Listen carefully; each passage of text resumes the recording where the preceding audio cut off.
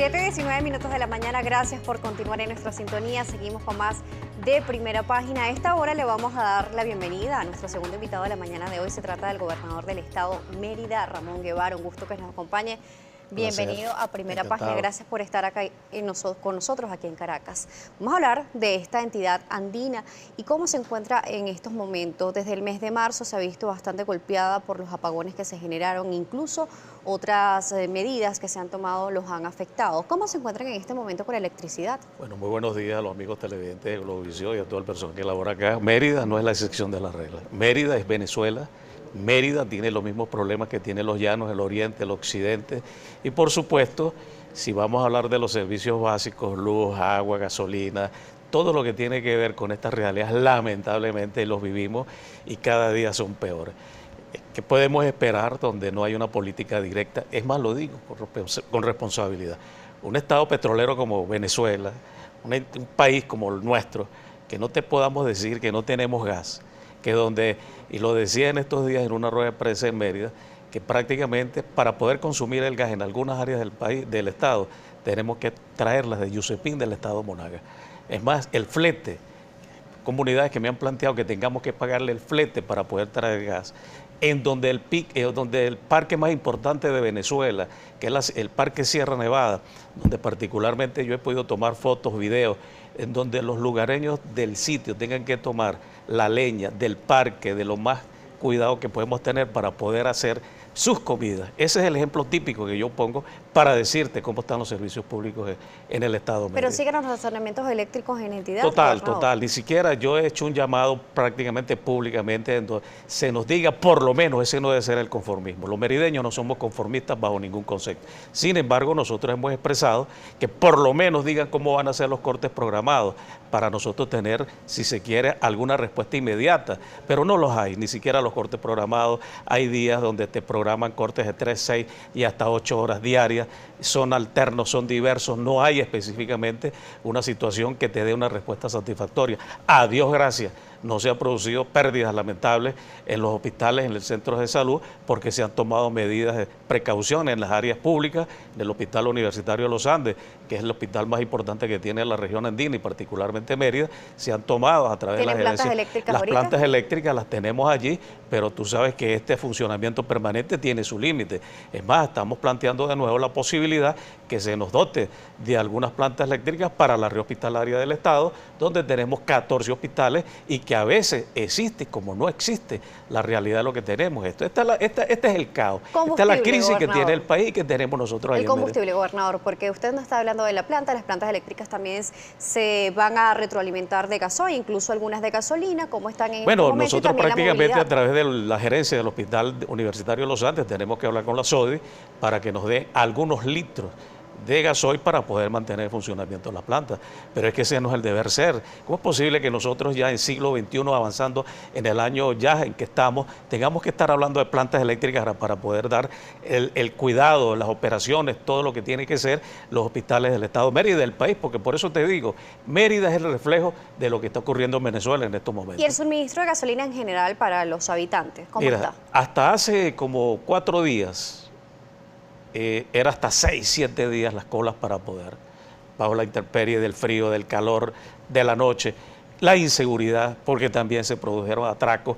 En los últimos días han implementado una medida que cada 4 días te tienes que chequear en una lista que queda automáticamente registrada y tu vehículo tendrá derecho cada 4 días a tener acceso a las estaciones de gasolina para poder echar gasolina. Esa es la respuesta. Esa no es la solución. La solución es que se le dé la respuesta inmediata. Nosotros no podemos aceptar que cada 4 días, que cada 3 días, que cada 6 días a los merideños nos estén dando, y Mérida nunca estaba acostumbrado. Y lo más grave, nosotros tenemos en el kilómetro 15 la zona de distribución de lo que tiene que ver para el Táchira, para Mérida, de las estaciones de gasolina de la entidad federal de Mérida y Táchira. No es la respuesta. Definitivamente Mérida es un colapso, como lo puede ser el Táchira, como lo puede ser Trujillo, como cualquier parte de Venezuela. ¿Se ve comprometida la movilidad también de los alimentos a causa de la gasolina? Por supuesto, yo siempre pongo ejemplos. Nosotros tenemos zonas importantes del estado como los pueblos del sur, municipio de Arzobispo Chacón, Guaraque, donde apenas hay una estación de servicio por cada municipio,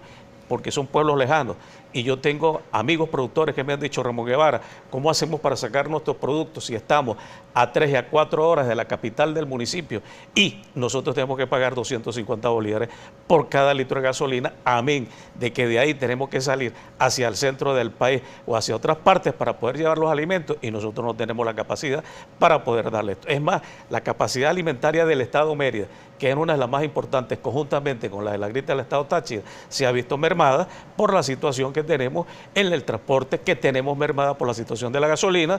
Es más, yo le decía en estos días a unos amigos que Caracas es otra cosa, porque pareciera ser que aquí el interés es mantener a la capital de la República medianamente con algunos servicios básicos, con alimentación, para bajar la crisis, pero que realmente es otra cosa distinta con el interior del país. Muchos de los alimentos, muchos de los vegetales que se producen en los Andes venezolanos, incluso Mérida, vienen a Caracas para los mercados de cielo abierto. Por supuesto. Habían unas denuncias a principios de meses que no se estaban llegando estos vegetales, pero ya se ha visto un poco más normalizado. A costa del consumo de alimentos de nuestras propias entidades federales. ¿Se ve afectado entonces Mérida? Sí, se ha afectado. Es más, yo he planteado que en el páramo, particularmente en Pueblo Llano, en Mucuchí, se ha mermado la capacidad del rublo de la papa, que es lo que más produce el páramo. Después del 100%, nosotros apenas tenemos una capacidad productiva del 40%, que ni siquiera da para darle al consumo interno del Estado. Y por supuesto, tratan de sacar hacia el centro, hacia la capital de la República, los pocos alimentos que se están produciendo para atenuar lo que todos sabemos. Gobernador, ya que estamos hablando de movilidad, hay que tocar la vialidad. ¿Cómo se encuentra en este momento? Mira, la vialidad yo tengo que reconocer que hay unas situaciones bastante delicadas. Pero nosotros, desde el año pasado, el que era el anterior ministro, que ahora está en la vicepresidencia de la República, director general, nos garantizó que lo que era desde el Tabay hasta el Collado del Cóndor, es decir, hasta el Pico del Águila, se nos iba a dar el pavimentado. Nosotros comenzamos justamente esta semana lo que es el pavimentado de las situaciones críticas que tiene que ver con el páramo merideño. A través de la empresa que nosotros manejamos de la propia gobernación del Estado, a través de IMIBI, nosotros arrancamos esta semana el bacheo de las zonas críticas. Igualmente lo tenemos en las zonas críticas del eje panamericano, pero en el eje panamericano yo le hice un llamado al gobernador del Estado Zulia, a Omar Prieto, en diciembre, que nos reuniéramos porque hay más de 70 kilómetros en el eje panamericano de lo que se denomina la zona sur del lago, que tiene que ver entre Mérida y Táchira, para poder buscar la solución en Caracas, porque son zonas críticas altamente deplorables y nosotros, a pesar de nuestras propias limitaciones, la próxima semana debemos estar comenzando lo que atañe a Mérida, lo que es específicamente el bacheo de las zonas críticas del eje panamericano del Estado de Mérida. También la movilidad, el mes anterior debido a las lluvias fue afectado el paso entre Táchira y Mérida. ¿Fue solucionado esto? No ha sido solucionado. Ahí lo que han colocado es prácticamente un punto de control de la Guardia Nacional. Ahí hubo una maquinaria desde el inicio entre la gobernación y el ministerio correspondiente aquí de Caracas. Entre ambas instituciones hemos avanzado, pero ni siquiera se ha puesto el puente de guerra que se denomina comúnmente, que lo tienen que llevar de Cagua. Hemos planteado, ayer planteé ante las instancias correspondientes a la necesidad que se le dé una respuesta al puente sobre el río Guaroríe, que está en zona limítrofe entre el Estado Táchira y el Estado Mérida, con el agravante que nosotros tenemos educadores, tenemos médicos, tenemos enfermeras, tenemos zonas productoras que están del otro lado del puente y a veces ni siquiera se puede transitar porque en un momento determinado la creciente del río es fuerte y allí para transitar después a las 6, 7 de la noche es altamente peligroso. ¿Qué se necesita entonces para solventar esto? Simplemente que el gobierno que está manejando los recursos ponga el puente o ponga el puente de guerra, pero que se le dé respuesta.